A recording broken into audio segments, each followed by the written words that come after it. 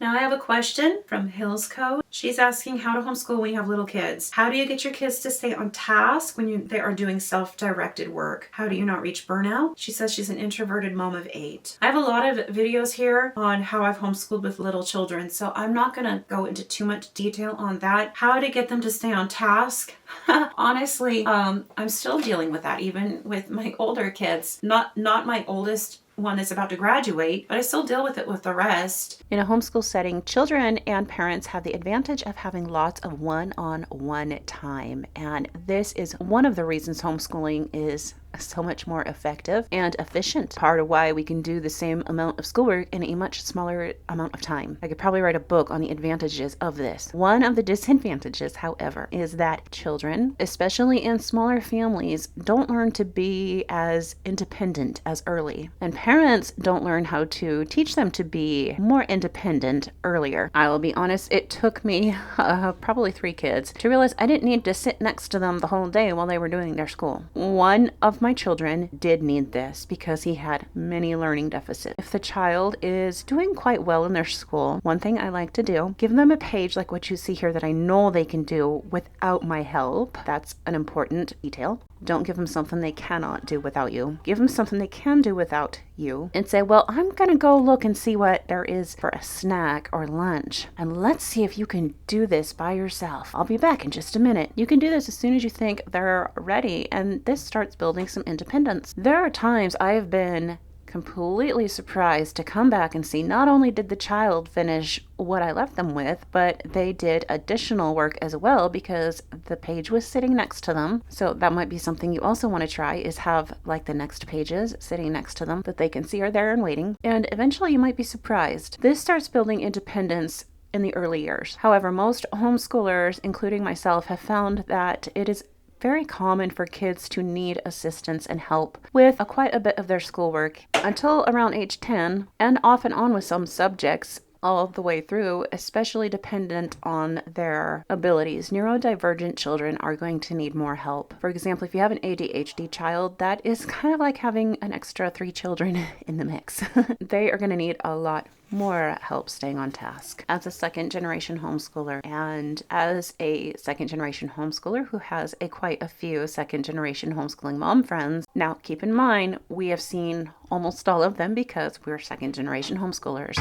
One of our favorite curriculums across the board, though, is The Good and the Beautiful. It's one we wish we had had around when we were being homeschooled, and definitely a curriculum we wish was around when we started homeschooling. It is especially wonderful for larger families, and it helps to build independence. Kids' frontal cortex is not fully developed. Until it is, they are not able to measure time very well and remember very well. So in other words, the way it works is it's executive functioning skills. Kids just, the front part of their brain not being developed, they don't have executive functioning skills yet. So it takes a lot of reminding. Checklists. Checklists are one thing that we utilize. They get a checklist. I've printed it up so I can print one out, and if they lose it, oh well, that's okay. I got another one.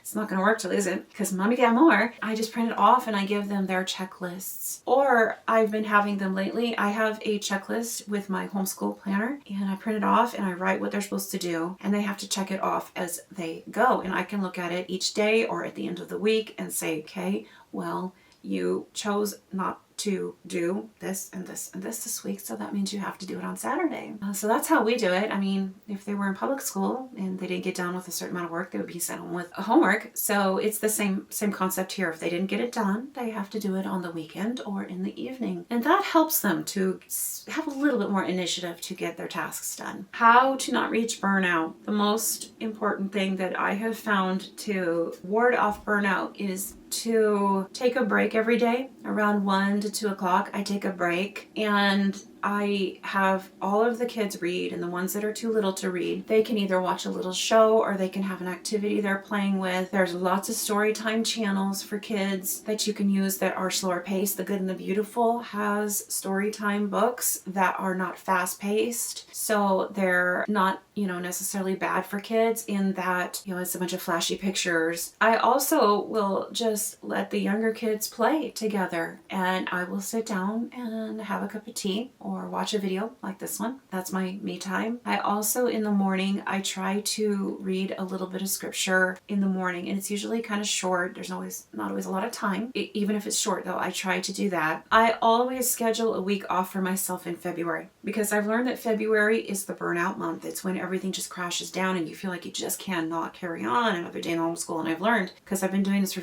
like 15 years now, I've learned that it happens every February. So just schedule a week off in February. At the beginning of the homeschool year, schedule off February. I also do year-round homeschooling. That helps a lot to ward off burnout, because what I do is I schedule 4-day homeschool days, or sometimes I will schedule really heavy 3-day homeschool days. We do all the same amount of work, but we have longer homeschool days where we get it all done in 3 days or 4 days. And then we have a longer weekend. That is one of the ways that I find that helps a lot with burnout. And again, we do year-round homeschooling so that we can do that.